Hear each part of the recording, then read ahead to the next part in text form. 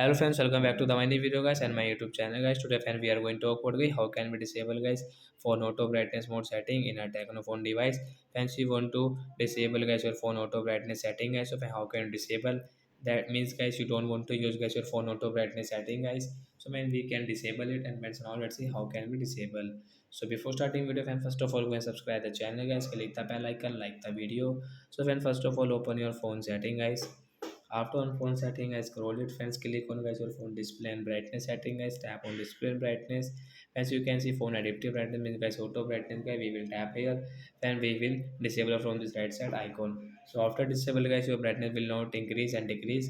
Guys, you can customize your brightness setting according to yourself. You want to increase, you want to decrease, you can increase and decrease from here, guys. So like that guy, we can disable phone auto brightness setting. So that's it guys. Thanks for watching the video. Bye bye friends. I hope friends you have understood how to disable auto brightness. Bye guys.